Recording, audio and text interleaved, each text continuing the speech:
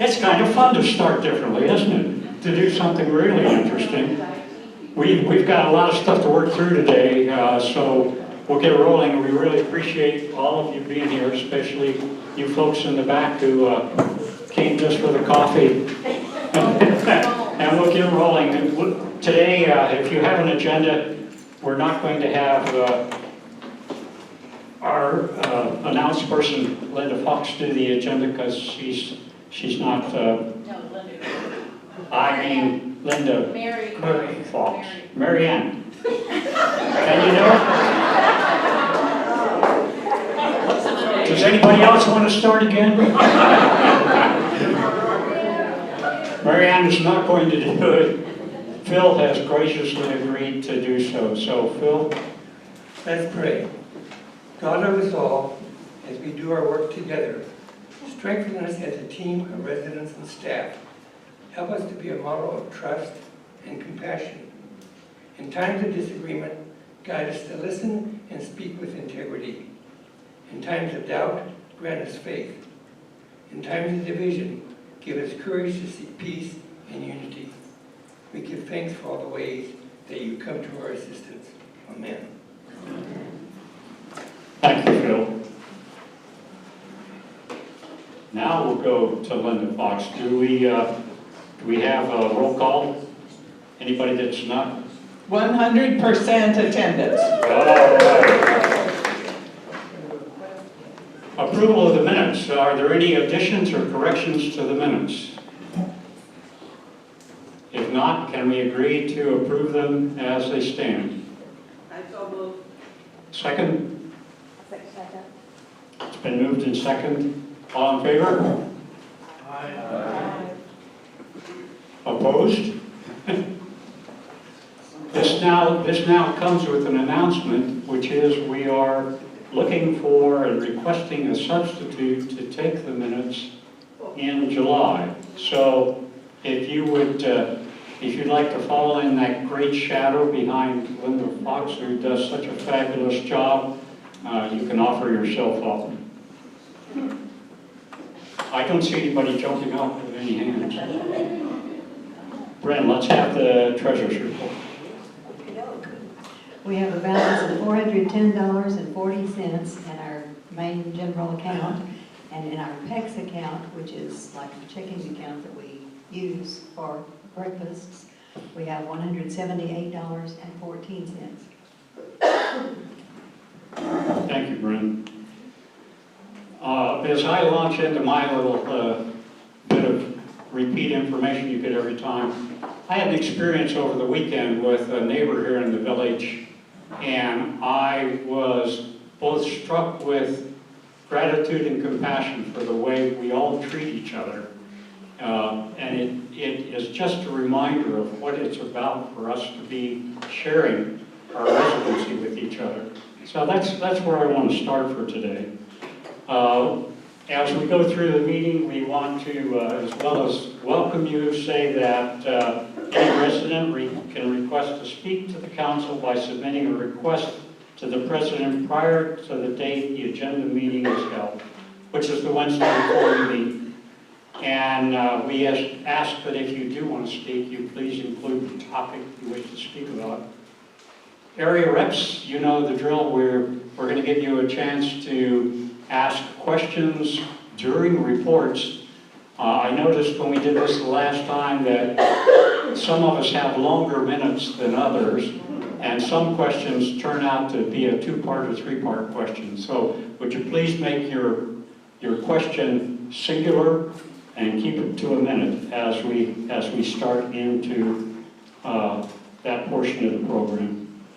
At this point, I'd like to tell you that you'll find my reports both to the board from you and from the board to you in the addendum, which will be attached to the minutes today that I've submitted to the secretary. I can tell you that there won't be any surprises there, and that you'll be both pleased and impressed to know that I've been encouraged at those board meetings to speak up and to participate. And you probably won't be surprised that I don't have a great deal of difficulty doing that. So I share with you what we're able to, and I share with them what I believe they need to hear from us as villagers.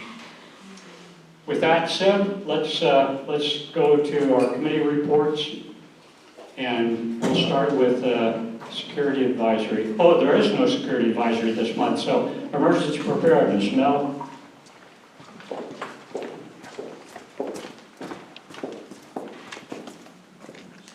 This past month, we collected up as many of the walkie-talkies from the birdhouses that we could.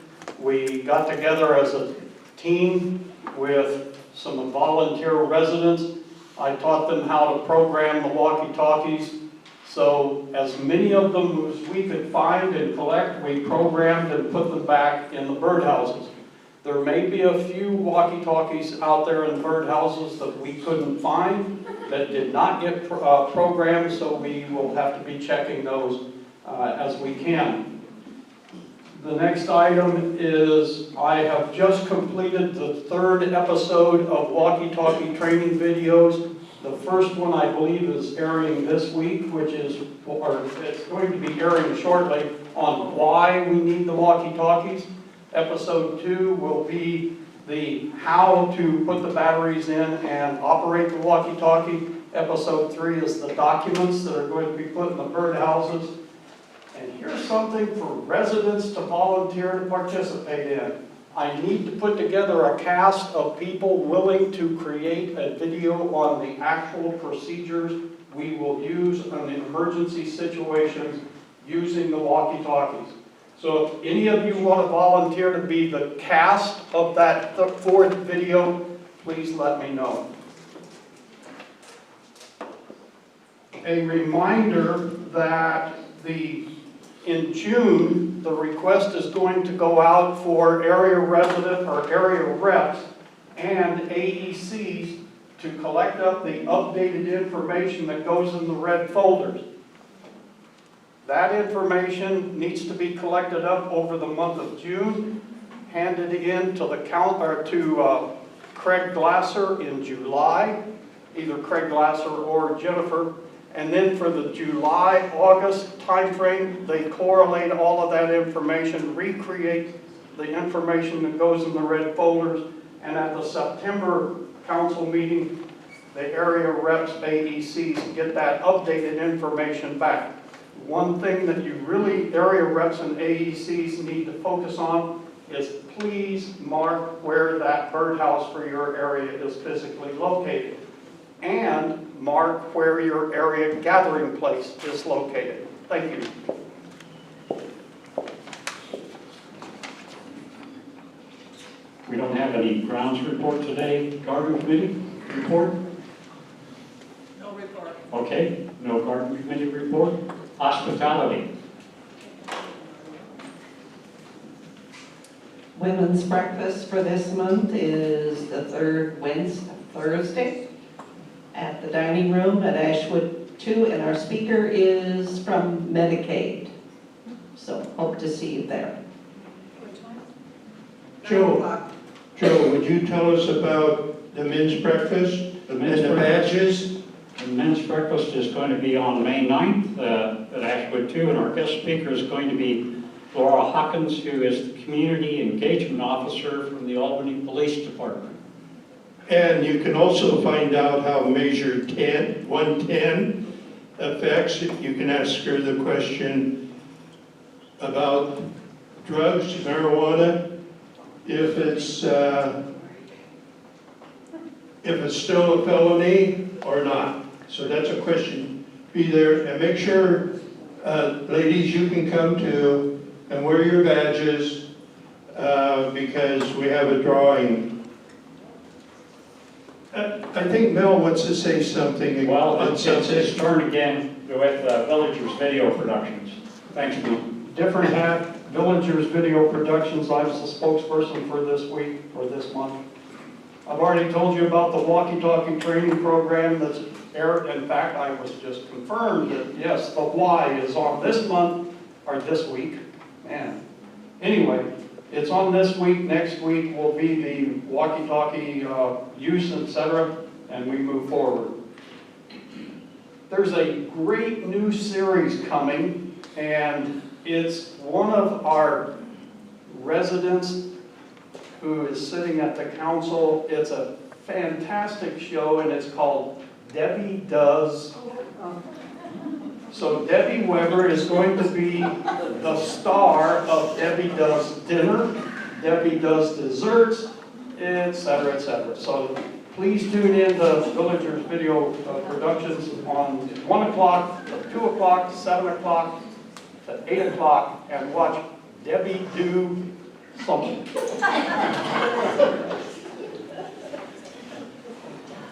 Dovetailing into that, at 1 o'clock to 2 o'clock and 7 o'clock to 8 o'clock, it has been asked that maybe we do some alternate time.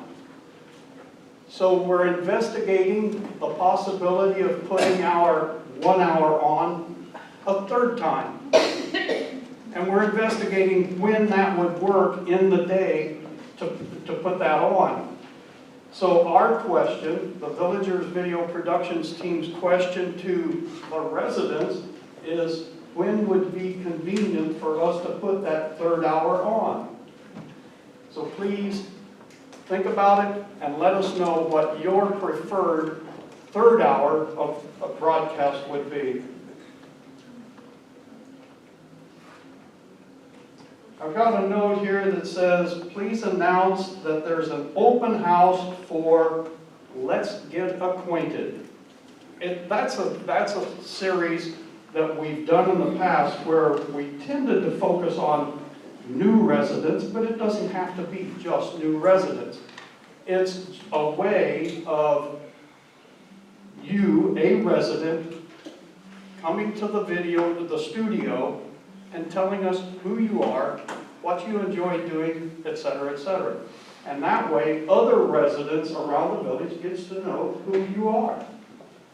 So, if there are any new residents who would like to let other residents in the village know who you are, please contact us. And if you've been here for a while, and I know there's some residents that have been here, 15, 20 years, maybe even more, we want to know who you are too. So if you would like, please get in touch with us, and we will put together an open house where we just sit down and find out who you are. And Mel, Yes. 28th of June, 2:15, no reservations required. Come and have a cookie and fun. Y'all hear that? No. Okay, I didn't think you. I heard the cookies and fun. You learned selective hearing pretty good too. So the open house, here you go folks, write it down. The open house is on June 28th. Please arrive at our studio, which currently is Mary's Place, no later than 2:15. How early? How early? No later than 2:15. Be there at Well, 12 o'clock. if you've got a key and you get into Mary's Place at 10 o'clock, and you want to wait for 4 hours, you go for it, girl. So anyway, 2:15, once we start recording at about 2:30, the doors close, so anyway. And I think that's about it. Oh, no, there is one other very, very critical item. One of the Villager Video Production team members, has contacted a professor at University of Oregon. Her name is Dr. Dominique Bachelet. I hope I'm pronouncing that right. And she's going to come and talk about climate change on our economy, the food, etc., etc. Thank you. Thanks, Mel. We appreciate that. For those of you who like to follow along on the agenda and who have a pen, this is where you take it out and you make a little arrow that goes up and down, because Craig Spivey is not going to go next. Craig Glasser is going to go next. Or the other way around.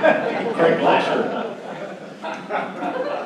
For those of you who were paying attention when they told me this before, sorry, Craig.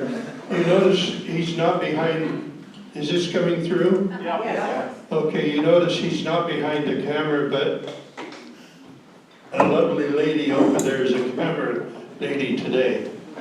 Charlie's filling up. Yeah, we flipped the cranks on you here, so we're going to talk marketing first. First of all, take a look at our census here right now. It's been a very busy time with our refurbishing. If you've been out in the village, well, what you are, you would know this. So we have 11 homes right now that are being refurbished, and 8 of those are reserved. And so far this year, we've moved 24 new residents into the village. And we've had 6 village residents transfer so far this year to a higher level of care. So currently we have 429 on our roll in independent living. Quail Run, we have 88 residents right now in Quail Run with 5 studio apartments that are available. And we have 6 other apartments that are reserved. So Quail Run has been very busy with moves here at the first of the year. In Mennonite Home, out of our, we're essentially full. We got 40 out of 40 rooms that are available are full. Our 2 of the rooms are being worked on in the bathrooms, and that should be done hopefully soon. So we have 40 residents over at Mennonite Home. Lydia's House, right now we have 24 residents, and we expect 2 more moves this year, or this month, and that'll give us 26 of our 28 beds will be filled in Lydia's House. So a couple of announcements. First of all, Essen House Coffee Shop. Thank you for everybody who has gone and has been bought something there at the coffee shop. Kayla and Tracy with Pacific Perk Espresso has been working hard to listen to our residents and try to bring in products that they wanted. In fact, I was there the first day they opened, and Jim Thigpen came running in saying, "You need donuts." And so now on Mondays and Tuesdays, donuts are there on Mondays and Tuesdays. The other was we have a group of residents apparently that are very good folks downtown at Beloved Cheesecakes. They kept going to the owners of Beloved Cheesecakes saying, "You need to be on Mennonite Village's campus." And they got in touch with Kayla, and now every day there's Beloved Cheesecakes there with a different flavor each day. So that was going to start out just on Tuesdays. It was going to be a Cheesecake Tuesday, but apparently they're going to have them there every day now. So please continue to tell your residents in your areas about Essen House. I know people are getting used to where it's located since we were closed down during COVID. We have a lot of new people that didn't know where Essen House is. We have marketing went out and purchased a bunch of gift cards, enough for everybody on our campus to have a free drink there, and we handed them out. So I know several of you have already had your free drink, so try not to take another free drink. Let some of our residents who haven't been there yet, we want as many people as possible to go in there, experience the atmosphere, have a drink for free, and just get used to that amenity, because a lot of people work really hard to get a coffee shop on campus, and we want to see them be successful. Next up is our Heritage Day celebration. So mark your calendar on this one. We've talked about it a little bit. June 21st, Friday, June 21st, from 9 a.m. to 1 p.m. is our Heritage Day. We moved it up a month because the last 2 years in July, it's been like 200 degrees every time. It's been very hot. So, but we also wanted to get in a better time of year for some of our vendors who have, their nurseries and people with plants and things like that. We've got over 40 vendors so far, a good mix. We have Chafin Farms that's going to be here with their Belgian horses giving sled rides around the campus. Live music. We'll have our model home open as well. So it should be a real fun opportunity. And I know that some folks are working on quilts and different things like that, so you want to make sure to take advantage of that. And something that we added, and I'll be sending out an email about this, we're going to have a pie baking contest, and we want as many residents and staff to participate with berries, kind of like we did at the last year's Villagers Picnic. So if you're good at baking a berry pie, bring it. We're going to have celebrity judges, which will be Craig mostly. But we want to make it a really good kind of country fair atmosphere. I think it's going to be a really good day. So June 21st, 9 to 1. And I had one other thing that was asked to chat about. So we've had a lot of discussion, as you know, about the Comcast internet and all of that coming up. And one of the suggestions that was brought forward to marketing was getting a list of what all is included in your monthly service fees. This is the marketing materials we give to everybody who's looking into Mennonite Village. And right on the inside it lists what your monthly service fees cover. So we'll be adding, of course, to that the internet fee. And so what we'll do is we'll turn this in to Jennifer for in your update to have a listing out of what's covered in your monthly service fees. I know most of you probably know already, but that's just something that's been requested. So we're gonna do that and put that in the update. So if you hear about that, that's something that we're gonna do here for this next update. Okay. All right. Thank you. Now I'll hand it over to the real Craig. Or the one at the other end of the arrow. That's it. Do we wait, can we do questions now or do we wait? We'll wait for questions after he's done his presentation. Oh, yeah. Neither of them are going to leave at this point. Sure. Oh, okay. Well, she has a question for you. Go ahead. Yeah. Let her get you the mic. Oh. Mike is coming.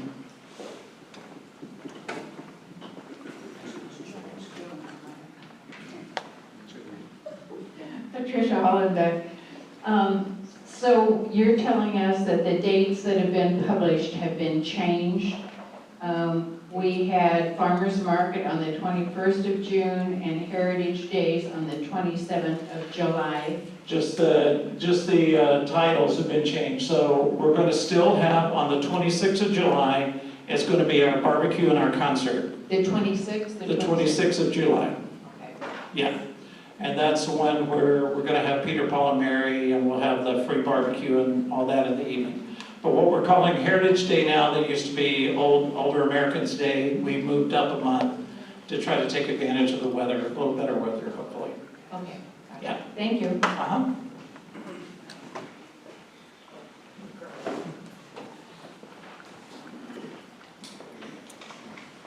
All right, so I've got a couple items that are on the agenda, and then I have a couple items that came in late, so apologize for that not being on the agenda, and then just a couple updates as far as projects that we're in the middle of, so strap in, here we go. As far as resident bed planting policy clarification, we had some questions concerning landscaping around village resident homes, and this was mostly focused around, when a unit is vacated, what happens to that resident's plantings or things like that. So one of the things that we do, we don't really have a policy per se, but a practice is just like the inside of a house, the outside of the house needs to be refurbished. We have a lot of different plantings that as residents live there for 10, 15, 20, even longer, we need to do a little bit of refurb on the outside of the unit. So this is when we get keys back, maintenance or grounds goes in and they assess the flower beds. They look at dead, diseased, and damaged plants. So they have the alliteration going on. We try to address those plants. So if there is something that's damaged, or if they're just not looking super healthy, or even dying, we go ahead and remove those from the flower bed. And so that's why some of you residents have seen this process. That's why we go in and kind of take shrubs out or take different things out. You might be thinking, that's a really good plant. Why are they taking out the rhododendron, or why are they taking out this? The other thing that we do is bulbs. Bulbs or perennial plants. We need to go through and we need to make sure as residents start planting stuff, those things spread and they get kind of out of hand. And so we try to pull out some of the bulbs if they have kind of gone crazy. One thing that we want to remind residents, and this is the second question, is expectation for current residents. When it comes to bulbs and perennials and different things like that, we're asking residents to plant like bulbs into a flower pot and then have that flower pot, if you put it in a work order, you can have grounds bury that flower pot level with the soil so that it kind of contains those bulbs. If you let bulbs go, they just start reproducing and all of a sudden they just take over an area. So we're trying to kind of minimize that. That helps with the spread and multiplication of bulbs. But that's one thing that we're trying to ask residents to do. Here's the bottom line. If you want to plant something, talk to grounds. They're the best ones to go to. If you want to plant something, a shrub, a perennial, bulbs, whatever that is, just put in a work order and one of our guys will come by, they'll talk to you about what you're looking to do, and then if they have any pointers on, hey, do this or do that, there's a lot of different plant varieties. I can't stand here and give you each one what to do and how to do it, but if you want to plant something, talk to grounds and they can give you some direction on that. Had some questions about spraying for garden plots and different lawn areas, what materials are used and what chemicals are being used. So when we do spraying, we're a commercial facility, so we have licensed commercial applicators that are licensed in our ground staff that apply sprays depending on the application throughout campus. When we've hired a contractor to come in and do kind of a mass spraying, they're a licensed commercial contractor and they select a material that is going to be, we try to focus on organic as much as possible. Any organic materials, sprays, that kind of stuff. There are times where we have to, use something a little more aggressive, and so we try to do organic friendly type sprays. One thing that's come to our attention is there's been areas, I know down the garden plot, there is a sprayed out area of a garden plot, and that was not performed by our maintenance staff or our ground staff. And so that's a little concerning to us. As a commercial operation, we need to know what is being sprayed and what's being applied on campus, so that, because we're the ones held accountable for that. So we're asking residents, if you see something that you would like to have sprayed or any application be done, please talk to grounds before you just act and spray something. We need to know what's going on, and we need to be able to, we don't want to do duplications or anything like that, so we want to make sure that we're spraying it correctly. So if you have something that you would like to have sprayed or a concern, don't just do it. Talk to grounds first, and depending on what it is, we'll give you direction accordingly. So we have different residents that do some spraying, so like I know, and historically we've had this done. I think that's happening now, but maybe not. We have like our roses along the walking path. There's residents that do some spraying application, but grounds knows about it, and they are the ones that provide some of the materials for that. So we just want to know what's going on, so we would appreciate everybody's kind of cooperation on that as we move forward into the spring and everything starts growing. All right, Mary's Place update. I've met with, I think, 2 or 3 groups so far, meeting with a group this Friday, and these groups have been really, as far as I'm concerned, and hopefully residents are concerned, that it's been really great. Just hearing what residents' needs are for the different activities groups. We're going to hopefully wrap this up this Friday. There may be kind of part 2 to some of these groups. I know I was meeting with the arts group, and there's probably going to be a part 2 to that, just for my understanding of what residents need. So there could be a part 2 to some of those categories.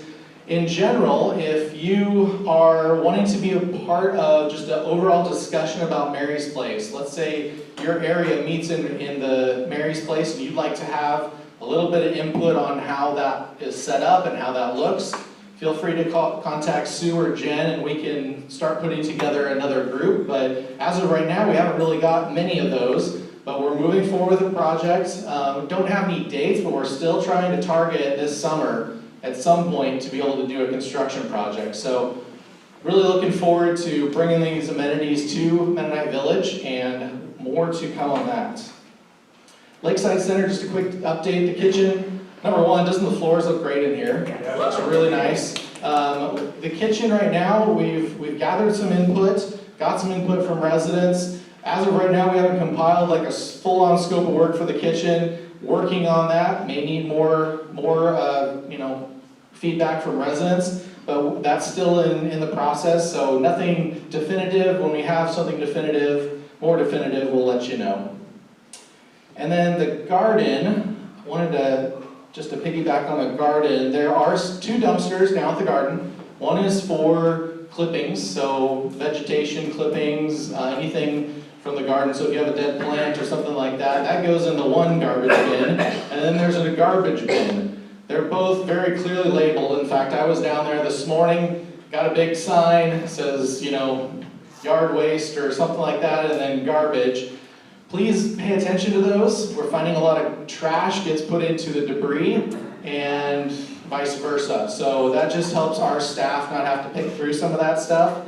When in doubt, we're basically just gonna dump the garbage when it has debris, and that costs us more money as we have to send that to the landfills instead of the compost. So if you could help us out with that, that would be greatly appreciated.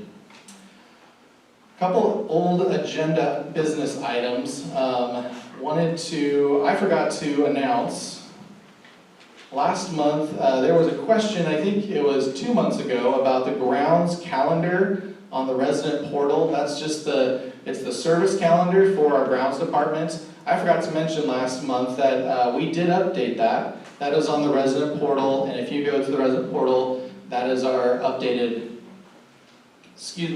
version for that. So that's been updated.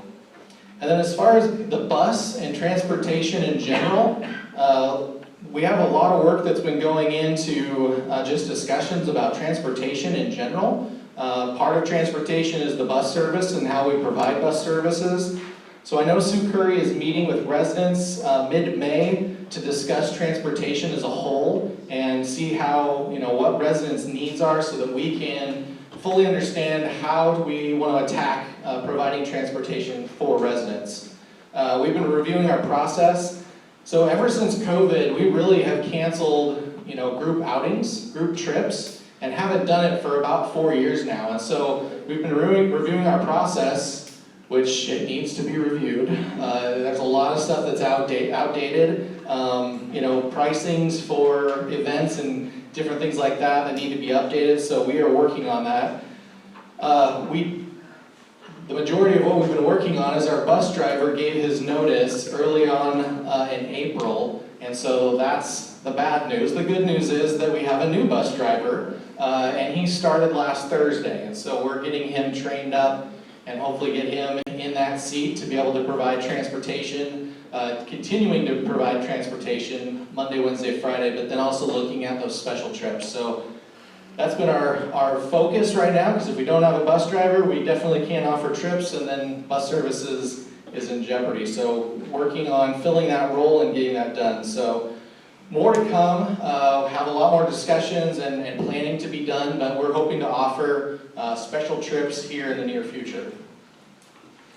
All right, I think that is it. Well, Questions? before you give your mic away, we want to give Questions, the yes. ARs a chance to ask their 1 minute, one question. 1 minute, one question. Hi, Sandy Lizette, Area 4. This is for Craig. I'm not sure which Craig, but whichever Craig is telling us when the Wi-Fi, when you guys are coming into our garages for the first time about the Wi-Fi. My understanding was that this week is the last week, but I have not heard, and that Davidson Street will be last, but I haven't heard anything about anybody coming this week. Okay, so if you haven't heard anything, that means it's not your turn yet. Okay. Many have. already, but we'll make sure that you get that in plenty of time before Okay, that so happens. yeah, so it won't be this will not be the last week then? I'm not exactly, as of right now, I don't know where exactly we are on the schedule, but we can get that information. Let's talk afterwards. Okay, thank you. Okay. Very good. Others? Ready, go. Ann Peltier, Area 5. Craig, going back to the spraying bit, it was brought to my attention that in the gazebo there was a flyer about spraying saying if you, not how to spray, but we kind of thought it meant go ahead and spray. And it wasn't from you guys at all, or grounds or anything. It looked like it was from a resident who perhaps subscribed to the University of Washington stuff. Okay, I'll have to look into that. From my knowledge and from what I'm asking residents is we would rather not have residents do any spraying applications. I agree with that. Definitely, consult us first, and if we give permission on certain cases, case by case, then we'll allow that, but yeah, run everything by our grounds department for sure. Yeah, it was just that this flyer was there and then. I will look into that Didn't look flyer official. and see if that's still there. Great, back to back. Right here. Oh, I'm sorry there. Larry Halverson, Area 6. Most communities that have fenced dog areas off leash have a large dog area and a small dog area. Has any thought been given to sectioning off a portion of this for small dogs only? So for the sake of time, I might just hold that question, Joe, are we okay with that? If there's any questions that apply to my report, then I'll take those now, and then at question and answer time, we can address that question, if that's all right? Thank you. Yeah.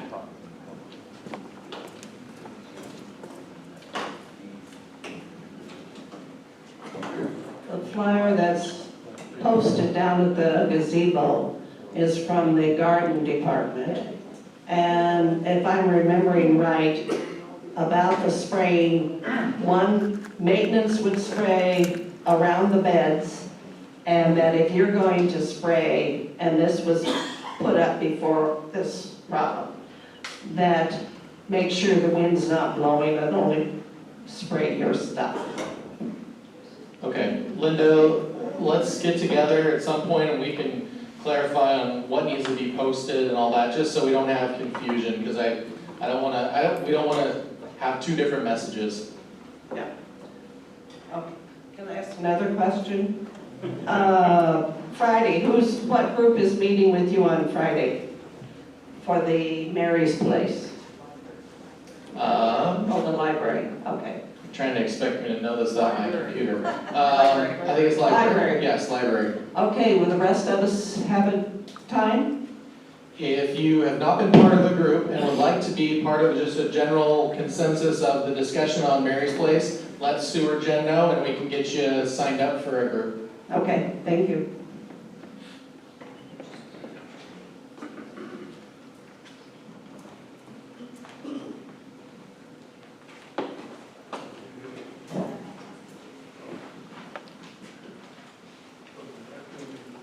Okay, very good. We appreciate your time and your effort, Craig, very much.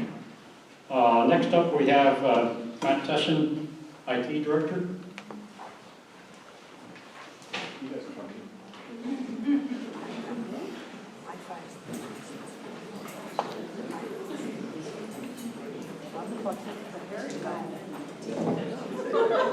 How's it going? So my name's Matt. I have been here for 10 years now, running the IT department for probably half of that. In the last couple of years, it's been brought to our attention that there's a lot of residents out in the community that would really like some help with their technology as well. So we have actually been able to hire Eric. We stole him for maintenance, sorry guys. He's been doing a lot of this stuff for you guys anyway, and it made more sense to bring him into our department So we're gonna be offering a combination of both billable and non-billable services. Non-billable services, of course, would cover anything that we provide already. And then anything that's your technology that you just need help with would fall into that billable category. We have a service agreement available too. I'm gonna get that to Jen and she's gonna put it on your guys' resident portal. So by the end of the week, you guys will be able to jump on there and look at that agreement. But this is Eric, and then this is my IT tech, Jason. He's gonna actually be covering for Eric, should Eric need time off or not feeling well or anything like that. So if we have appointments that he's not able to cover, Jason will cover those appointments in his absence.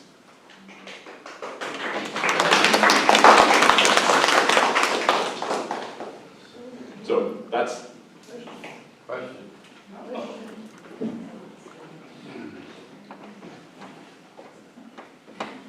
That's, Sandy Lizard, that's great. What I need to know is who is the equivalent for Quail Run? There's a real problem there, I feel, with residents, some residents not knowing how to actually access things on their own TV. It's difficult for some residents to do that, to change from streaming to the actual TV, etc. And who can help them with that? The senior TV portion of it is going to continue to be. I'm sorry, I can't hear you. The senior TV portion will be Eric still. Those will fall under his purview. Through the work order system. Through the work order system? Yes. All right. Yes. Someone will come up and help a resident. For residents that already have access to our work order system, you should see now an IT tab next to the maintenance tab. So those will come directly to us. Quail Run as well? Yes. Okay, thank you guys, we appreciate it. Nice to meet you all over here.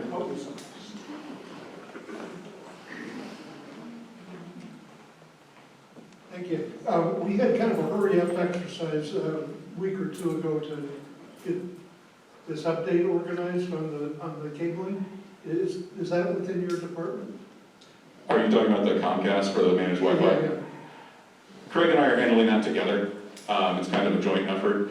The Comcast cable, senior TV, and some of the other areas as well, that is going to fall under my purview once this project is done, but it's going to be a joint effort until we see it through. Okay. Just to clarify, it seemed like something that came up very quickly, and you were asking area reps to kind of organize their areas to do what was needed. And I think that might be something that the council might want to consider about how much of that, we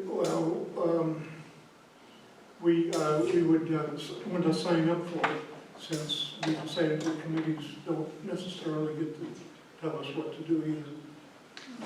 Thank you. Thanks, I hope that clarified it.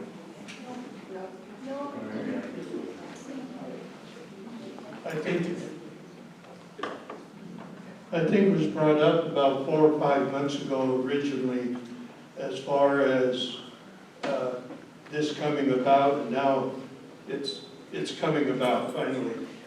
So I think it was about 4 or 5 months ago, if I'm correct. Well, I got a call one day to come the next, so that seemed like a kind of short time for. Oh, okay. Sorry. That piece, Aaron Troyer from our projects department, he does all the refurbs and projects. He's the one that was doing the scheduling. I'm not really certain where the timetable for that came from. I can tell you that we're fighting weather right now, and we want to get our electricians out of the attics before the heat comes on, and that's part of the abruptness of it. We can talk internally about the communication and getting the scheduling out, but yeah, the weather is really the main thing we're fighting, just so we don't have electricians in 125-degree attics. Okay, are we ready to move on now? Jennifer, you're up next.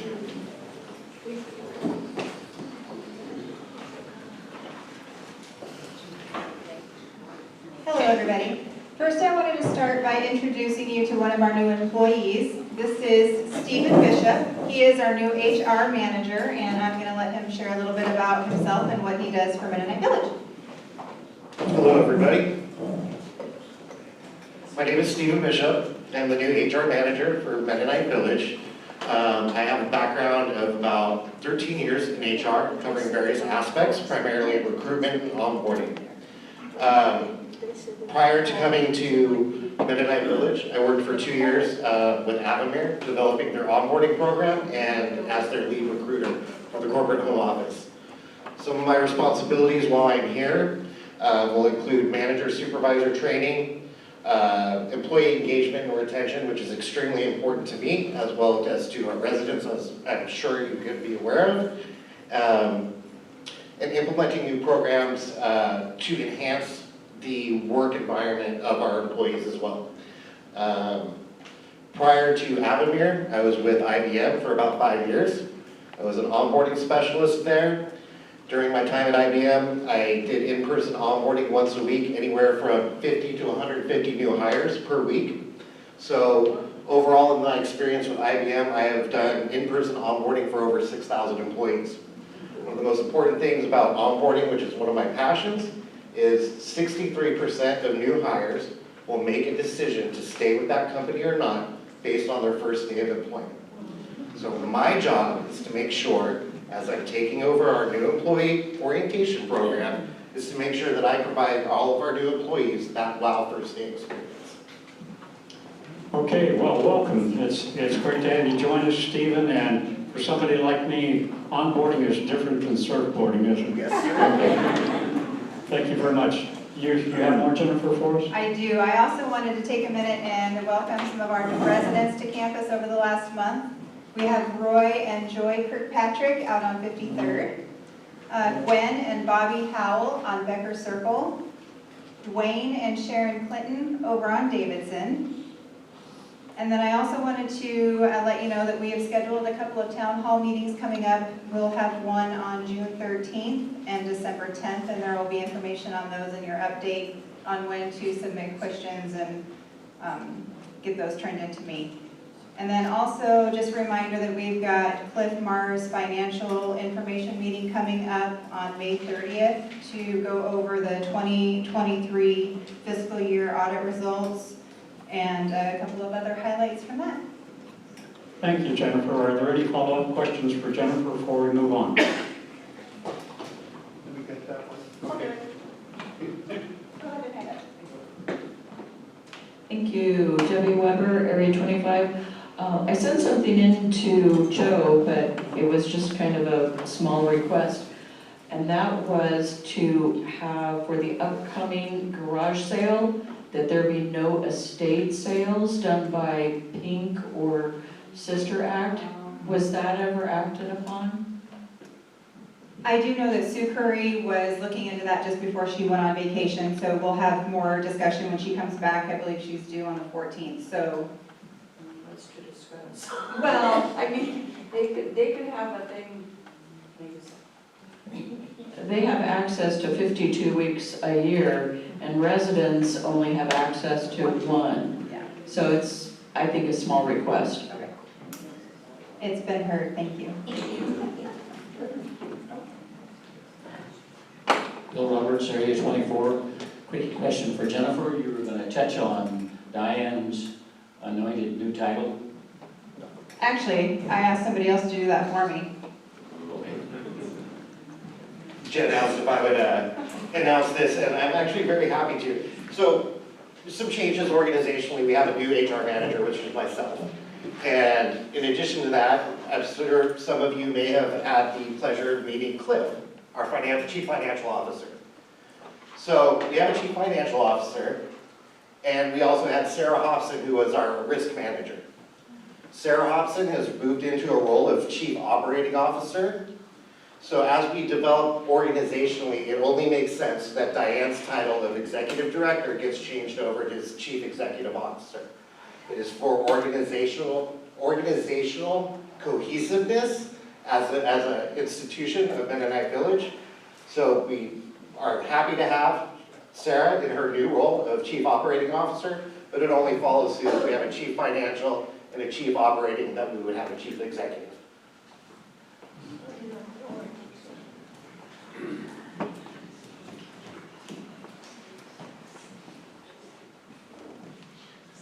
Again, Sandy Liz at Area 4. When that is completed, will we be able to receive a chart that shows how it actually works, how it flows down, and what each person is responsible for in their particular area?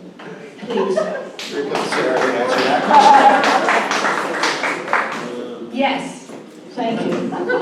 There's going to be a full update that comes to you guys as well. We're going to go out to the company and then to you guys too. So you'll get to see who does everything. Yeah, exactly. Thank you. That's great. Yeah, an org chart is what we call it, organizational chart. You're going to see one. Organizational chart, that's just what we need, with the responsibilities of each person. Yes, and that's going to go in your handbook as well, and we're updating the handbook. Good. So lots of good things to come, and you'll see that as well. Well, thank you very much. We'll have to learn these new titles, as I like to say. Call me whatever you want, just so you don't call me late for dinner. Next up, we have Bernadette from Wellness.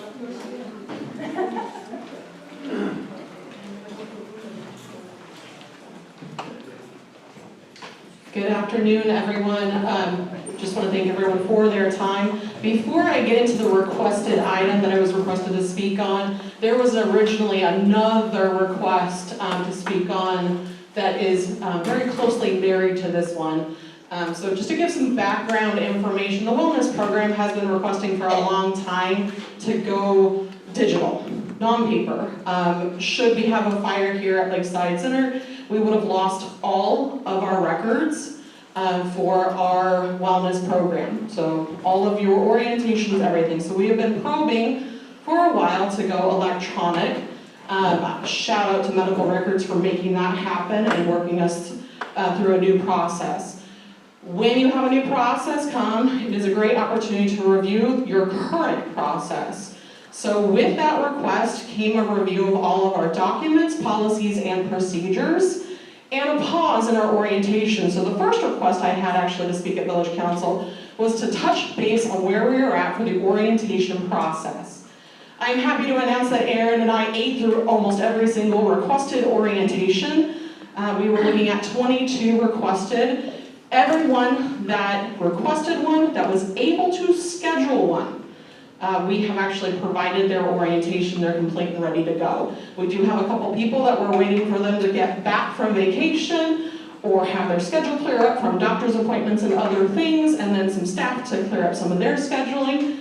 So anyone that requested an orientation, that waited patiently for that orientation, has received one. So now to the agenda item that I was requested to speak on, which is guest and staff participation in the wellness program.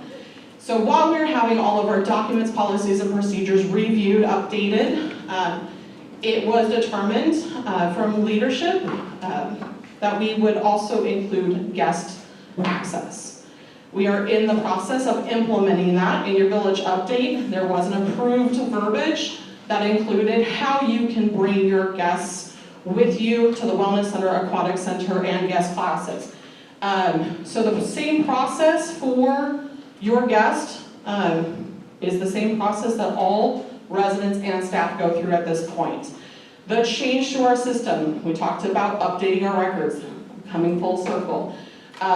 We hear from you, or you access a QR code, it takes you directly to the portal for medical records and the documents that are now required. The documents are much different than what you received, simpler process, much more expedited process. So again, you can email us, call us, or use the QR code. It goes directly then to a request for medical records for the appropriate documentation. Once it's complete, whether it's a resident, staff, or your guest, it then feeds directly to the Wellness Center. Aaron and I get a notification of the request. We schedule the orientation, and that is when we give a safety orientation of the building, your coded access, and then an instruction on equipment that is requested. Your guests will never receive codes. You are responsible for the coded access, and you are responsible for being with your guest at all times, and that includes staff that are bringing in their guest. I know there's gonna be a lot of questions. Sarah's here also to help field some of those questions, so let the games begin and pass them out. Do let me know if you're aiming that question at me or Sarah, so we can be fast with the passing. It's not aimed at you, but I just want to make sure that no children are allowed. Okay, so in that orientation process and in all the verbiage, it is 18 years and above, to clarify. 18 years above and sponsored by a resident or staff member. You're to be with them at all times. Right here. Quick fire, let's go. I'm so glad I came today because the meeting is really for me, I think. And I appreciate very, very much all your concise and good answers. Bernadette, I would just like to ask, give me an example. I have a friend in McMinnville who will visit me in a couple of weeks. I'd love to take her to the pool. So would you walk me through exactly what I do to get her into the pool with me? Okay, the first thing I would say is sooner better than later. You know Erin and I's busy schedule, so you're gonna contact us as far in advance as possible so that we can get a time scheduled because they need to schedule their walkthrough and safety orientation. And can that be the same day that they're going to the pool? Obviously, she doesn't come down, she's not coming down a bunch of times. I cannot guarantee that. The sooner we know and have them fill out the paperwork, the sooner Erin and I can look at our schedules and try to get things going. It has been requested that we do a group orientation time that's always on our calendar. We're working on that to see if that's appropriate and how that would actually work. I would say your best bet, if you know someone's coming, right away, contact us, medical records, use the QR code with your phone. Shauna is here today, go ahead and hold it. You've got your system ready to walk people through. We need phone number and email, and the most simplest way, if you are tech savvy, is to walk up to that QR code, use your phone and go directly to it. You need to be able to process or send that QR code to that guest. We have to have their paperwork first, then we need to schedule an orientation time. I will let you know, I am going to be fair to our team. We will not be coming in on weekends if we're not already scheduled for that weekend to do a guest orientation. That's not fair on our team. We're not going to be staying till 9 o'clock at night to do orientations. Again, that's not fair on our team. So contact us sooner than later so we can get things expedited and get it within work hours as much as possible. I am very flexible. I come in at 5 o'clock and do orientations for staff on a regular. I stay until 6, 7 and do orientations. But again, I still, even though I'm very creative and very flexible, I don't want it being taken advantage of and burning out staff. I really understand that, and I agree with you wholly. The problem, the concern that I have is if we have guests coming from fairly far out of town, that it's going to be very difficult for them to come for an orientation. I agree, and I recognize that. Yeah. So the further you contact us in advance, we get the paperwork going, the more likely is that we can find a time that works for all to get an orientation going. Okay, thank you very much. Yeah. I'm not saying we can't do same-day orientations, I'm just saying it's not a fair expectation of a team of 2. Patricia Hollenbeck, are you going to address the need for reservations for wellness events? At this time, and we stated it in the wellness, in the village update, due to rising food costs, and we all see it. When you go into the grocery store, I don't know if you're like me, I had choked yesterday with just paying for groceries. It was another $40 to buy the same exact things. So to be conscientious of our budget and to be conscientious of food waste, reservations are required for catered wellness presentations. And we're not calling it a breakfast. Notice the change. You're not getting a continental breakfast, you're not getting a full breakfast, you're getting pretty much snacks. We are trying to be very conscientious of budgeting and food waste. Thank you. Yeah. One thing that did catch an error on my part in the village update, we said reservations, but I did not include by when. I am waiting to hear back from Dining in Village Times that comes out this Friday. You should have a by when date. Okay, and phone number? You're going to be contacting the wellness team. There will be other events that'll be through Dining that you'll be using another phone number, but if it's a wellness presentation, that's our team. Thank you. Debbie Weber. Will guests be identified as guests when they come into the Wellness Center? We do not require any identification at this time for resident staff or community using Lakeside Center. We no longer use an AccuShield system over here, so I would say no. There will be no identifying factors. If it becomes issues, then we're gonna evaluate it. This is something new for everybody, right? This is a new thing. If we start to see issues, we can reevaluate. I have an extra AccuShield we can bring back down here for them to print out and wear a sticker, or they can come up to where it's at. This is gonna be an evaluated process. And if a guest isn't behaving underneath your supervision, then they can't come back either. But this is gonna be evaluated. But we're not requiring anyone because you're gonna be with the resident at all times. So they can't come in here without you or without a staff member. So we'll be able to identify them. And by staff member, please let me clarify, you're not dropping him off to Bernadette or Aaron. By staff member it is, should I bring my husband, I'm responsible for him. I'm not responsible for Debbie's visitor in front. Clarifying. Oh, okay. Do we have any other clarifying questions for Bernadette? Thank you. Kind of same tune, different verse, I think. It would have been helpful, I think, if one of our chief officers could have let us know that this was coming down before doing it. And we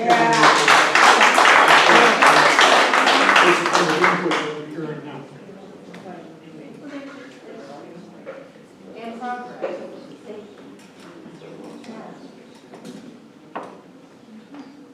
Thank you, Hugh. Some things are big business decisions that we make from board and leadership and executive team. So this is something we've heard for years from staff and from residents, that they'd like to be able to have a guest. A lot of the residents have their daughters or their sons or their brothers and sisters come and visit during the summer and have regularly asked to have a visitor with them. And staff have a well-being program that we provide to them. That's part of our insurance, just so you know, it is a requirement of our insurance to have a well-being program. One of those things is visits to the Wellness Center, and we've heard from our staff that it's really hard to come at night or really early in the morning by yourself. And it's hard to stay motivated, it's hard to take care of yourself when you can't have your significant other with you. So this is something that we're also using to give back to our staff as part of their well-being and their benefit of being here. And it's a proven retention point at many other facilities to have that kind of well-being program. So that's where this falls into as well.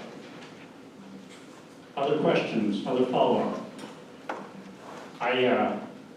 Your applause remind me of the fact that we all really enjoy having guests, but we really hope that we've got our pants on before they arrive at the door. So And their pants. we understand what you're saying. I want to do a process check at this point. We still have the opportunity to go through questions from area reps. Do you need a 5-minute break, or do you want to continue with the meeting? I see, let's keep the guys on their rodeo horses and move forward. Is it okay if I say something real quick? Sure. We brought Shauna with us for a reason. She controls DocuSign, so she's who sends out that DocuSign when you do that QR code. And she's just here after the meeting if you have questions about how to do that and how to get a guest in, or how to sign yourself up if you've never used the Wellness Center. She's got an iPad with her. She'll walk you through the process. You can walk a loved one through the process or yourself. So Shauna's here just to kind of help out. I know you don't always get to see her face, but she's kind of like the behind the curtain, the Wizard of Oz, if you will, for all of our electronic stuff when it comes to medical records. So she's here afterwards if you need her. Thank you, Sarah. As regular users of this facility, both my partner and I, we know how much time, energy, and dedication it takes on the part of your wellness staff to make this work. So I'd like to express my appreciation to Aaron and Bernadette, and I'd like you to appreciate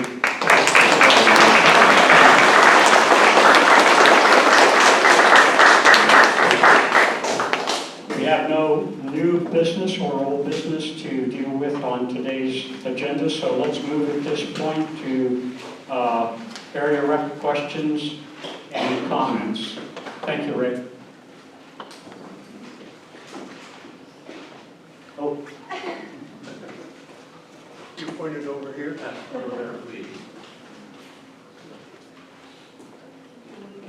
Oh, you wanted me to start here instead of you? Yeah. Oh, okay.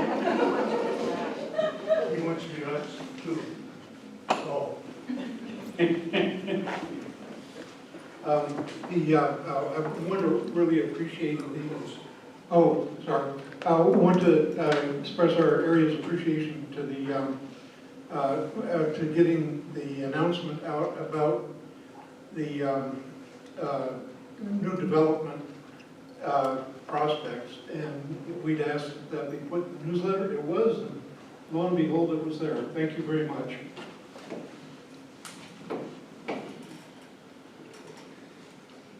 Bill Roberts, Area 24. 2 questions for Mr. Glazer, and he and I have chatted about this before, so these won't be new to him. First question, what can be done about the signage at Mennonite Village's southernmost entrance, which is like 54th Street, for folks who are heading south from Columbus Avenue trying to break into Mennonite Village? So that's the first question. So yeah, the south entrance on Columbus, so it's the 54th entrance. We've talked about, you know, that entrance being very dark, or there's not really a monument sign that says, hey, turn here into Mennonite Village. So having a discussion on that. That entrance is very poorly lit, and so we're trying, Jeff and I have been talking to the city, asking for the city to either prune or remove that tree that's kind of covering up that street light right by that entrance. The city is not cooperating as I think they should, and so we're working